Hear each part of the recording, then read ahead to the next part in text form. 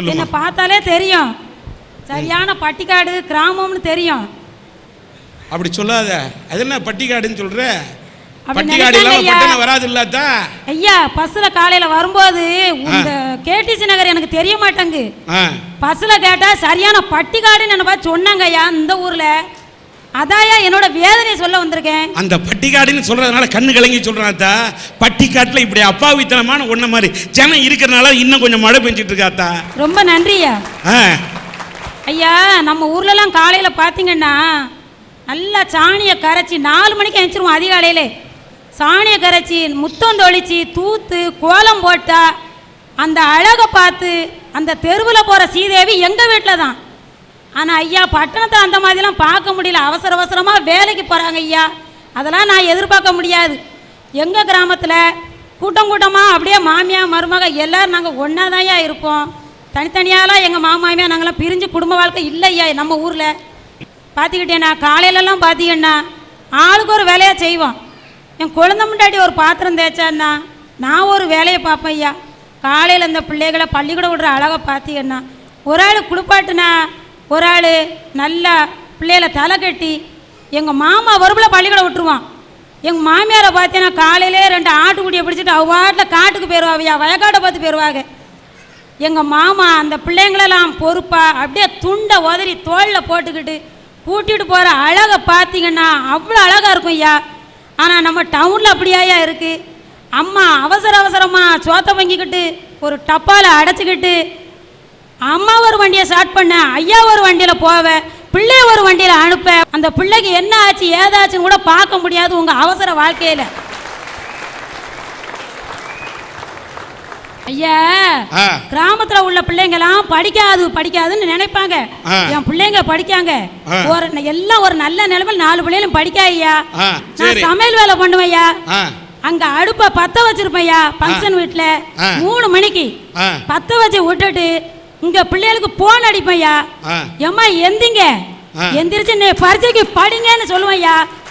ஆனா என் பிள்ளைங்க உடனே எந்திரிச்சு அக்கா எந்திரிக்க பார்த்து, அண்ணன் எந்திரிக்க பார்த்து, தங்கச்சி எந்திரிக்க பார்த்து அப்படியே 4 பிள்ளைகள் எந்திரிச்சு படிக்கும் ஐயா. அப்படி படிக்கும்.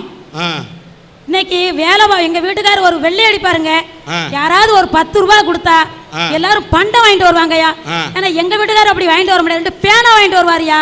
ஆனா நான் கிராமம் தாயா. இப்படியே என் பிள்ளைகளுக்கு நல்ல முறையில் படிக்க வச்சு எங்க பிள்ளைய போய் என்ன தெரியுமா, எங்க பையன் பெரிய பையன் படிக்க ஐயா. 2வது வருஷம் தூத்துக்குடியில மெரிட்ல சீட்டு கிடைச்சி இந்த தமிழ் மீடியத்திலேயே படிச்சு 1வது மாணவனா வந்து டாக்டருக்கு படிக்க ஐயா.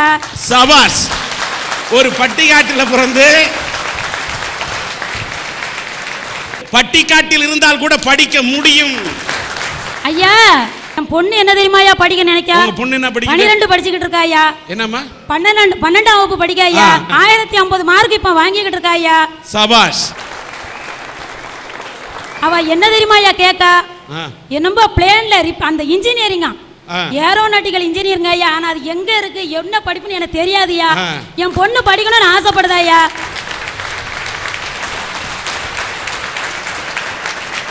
ஒரு நிர்வாகத்தை யார்கிட்ட கொடுப்பீங்க? ஒரு பெரியவங்களா பார்த்து தான் நீங்க அந்த நிர்வாகத்தை பார்ப்பீங்க. ஆனா அந்த நிர்வாக பொறுப்பை நான் யார்கிட்ட தெரியுமா கொடுத்துருக்கேன்? 5ஆம் கிளாஸ் படிக்கிற பையன், அவன் தான் என் வீட்டு நிர்வாகத்தை பார்க்கான்.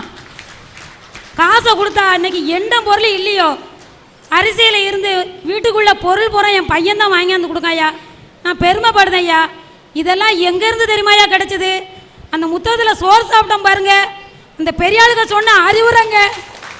இதை எல்லாம் கண்டிப்பாக நீங்களாம் அந்த கிராமத்தில் நீங்கள் எங்கே வேணாலும் இருங்க. இந்த கிராமத்து தங்கச்சியை அது ஒரு இதாக நினச்சிக்கிட்டு அந்த நல்ல கருத்துக்களை எடுத்து இங்கே வாழணும்னு நான் விரும்புகிறேங்க. உங்க மகன் இங்க இந்த இதுக்கு வந்திருக்கிறார், அரட்டை அரங்கத்துக்கு இருக்கார் சார். MBBS படிக்கக்கூடிய அந்த மாணவனையும் அந்த 12ஆம் வகுப்பு படிக்கக்கூடிய இந்த பெண்ணையும் மேடைக்கு அழைக்கிறேன். ஏன்னு சொன்னா இந்த அரட்டை அரங்கத்திலே இப்படி போன்றவர்களை நாங்கள் மேடையில் ஏற்றினால்தான்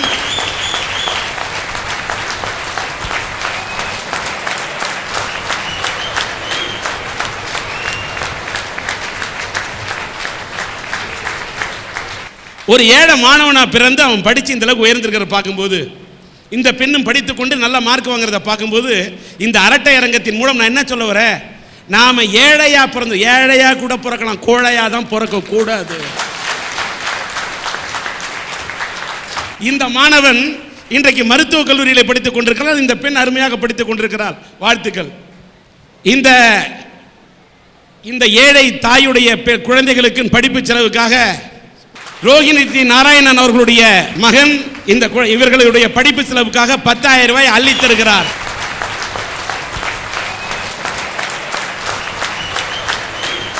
மாயன் கன்ஸ்ட்ரக்ஷன் ரமேஷ் ராஜா அவர்கள் 10,000 ரூபாயை இவர்களுடைய படிப்பு செலவுக்காக தருகிறார்.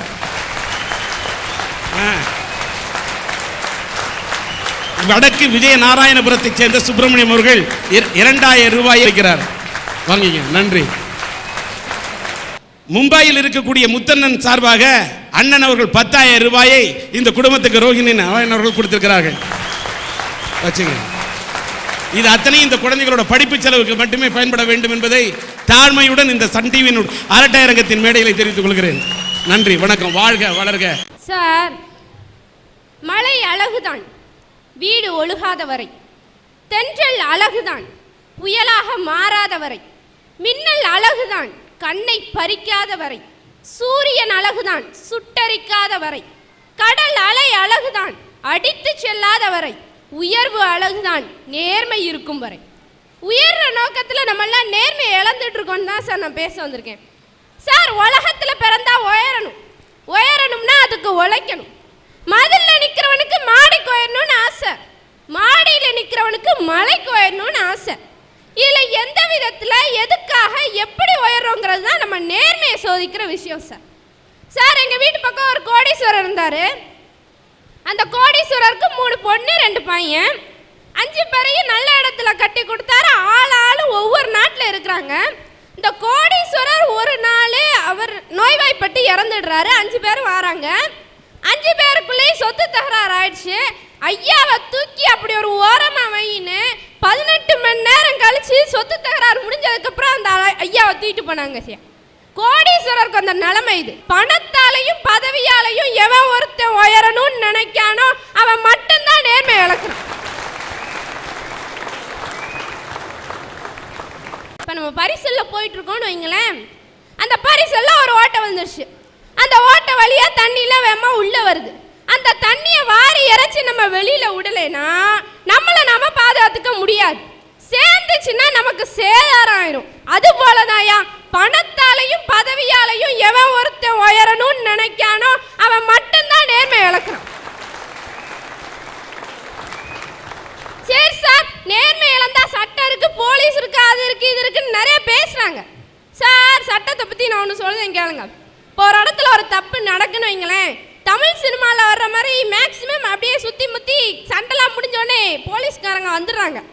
வந்து கூட்டு போயிடாங்கன்னு வைங்களேன், ஒரு கட்டு கார்பன் ஷீட்டும் 1 டசன் பேப்பரும் வாங்கி கொடுத்தா அவன் பரம்பரையே ரொம்ப நல்லவங்கிற மாதிரி சில போலீஸ் ஸ்டேஷனில் உள்ள ஃபைல் பேச சார் உயர நோக்கில் அவன் நேர்மை இழக்கிறான்.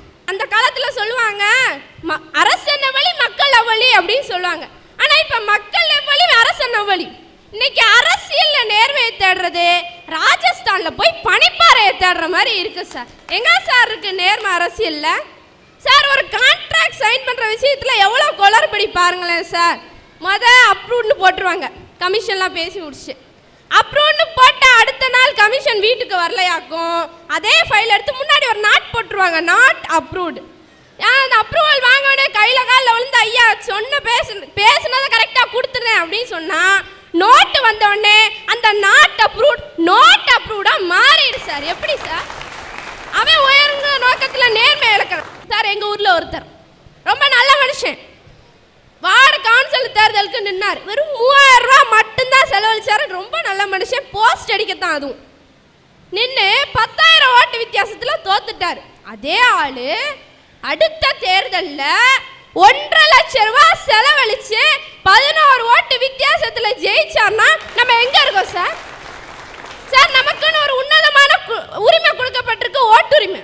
இன்னைக்கு எத்தனை பேர் சரியா ஒழுங்கா எதையும் எதிர்பார்க்காம ஓட்டு போடுறாங்க?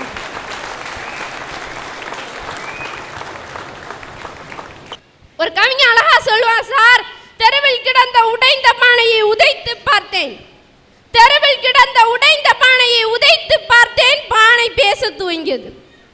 ஏ மானிடா, நேற்று நான் பானை, இன்று நான் உடைந்த பானை, நாளை நான் மண், நாளை நின்று மீண்டும் மறுநாள் நான் மீண்டும் பானை. ஆனால் நீ அந்த பானை கேட்டுதா சார்? இருக்கிற வரைக்கும் எதுல உயரணுமோ அதுல உயரணும் சார். திருவள்ளுவர் சும்மா சொல்லிட்டு போகல, தோன்றின் புகழோடு தோன்றுகன்னு சொல்லியிருக்காரு. பிறக்கும் போதே நீ புகழோடு பிறக்க வேண்டாம். ஒரு இடத்துல போய் நிக்கனா உனக்குன்னு ஒரு தனி மதிப்பு, தனி அங்கீகாரம் வர்ற அளவுக்கு பொருளோட உயரணும் சார். சார், வாழ்வதற்கு பொருள் வேண்டும், வாழ்வதற்கு பொருள் வேண்டும், வாழ்வதிலும் பொருள் வேண்டும்.